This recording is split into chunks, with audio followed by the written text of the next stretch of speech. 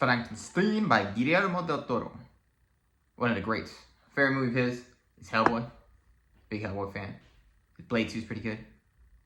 Everything he's made is pretty good. The only movie I haven't liked of his that I've seen.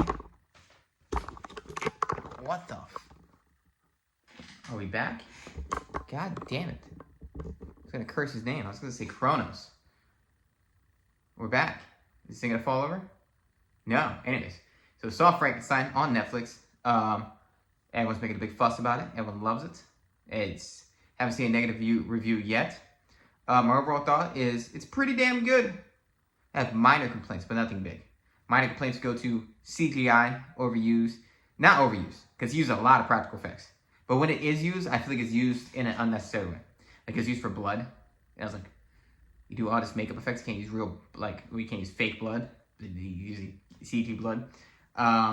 It's used for like an angel thing. Well, you couldn't do that. Outside of that,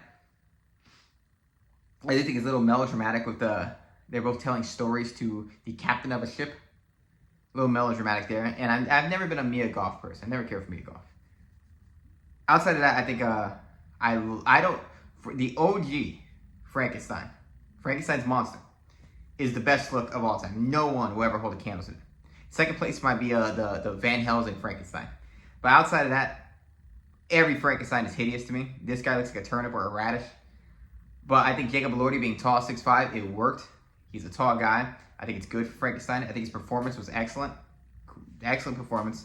I like seeing Fish, I think that was his name, from Harry Potter. Plays an old blind guy. Knock on wood. And he gives a good performance. Oscar Isaac is phenomenal, as always. It feels like an operatic, book telling in a way.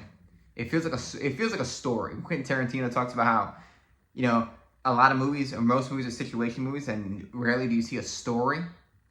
This feels like a story. This is a beginning, middle, end of a story. Characters with character arcs, an evolving situation over time. It's very emotional. Its best compliment is it is probably the most beautiful looking movie that came out this year. Like, the cinematography is phenomenal. Phenomenal looking. Like, I saw it on a big screen. I wish I saw it on the biggest screen, the movie theater screen, but I did not see that. But yeah, that's the biggest compliment to the movie. It looks great. The sets are great. Makeup's great. When he is using practical, the practical is all good. It's all phenomenal stuff. Guillermo del Toro is one of the best filmmakers working today. And every time he makes a movie, you can always guarantee it's going to look really good.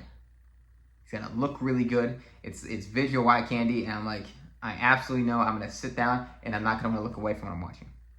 So, 4 out of 5 for Frankenstein. This is a good retelling.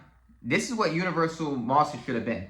Is they should have people like him come out there and recreate these monster movies. Because I'm like, what they did was they're like, well, we're going to make it the Avengers. And I'm like, that's a bad idea. You need people like this, auteurs, artistic people, to create real movies, real films. And after all the real films are reimagined and created for modern times, then you start working on uniting these people. Give them a common foe, Van Helsing. And that's how you do it. So, yeah. Big fan of this movie. Good stuff. Highly recommend. People keep saying he's sexy Frankenstein. I don't see what's attractive about him. He looks like a radish or a turnip. But good stuff. Netflix is too expensive. Subscribe.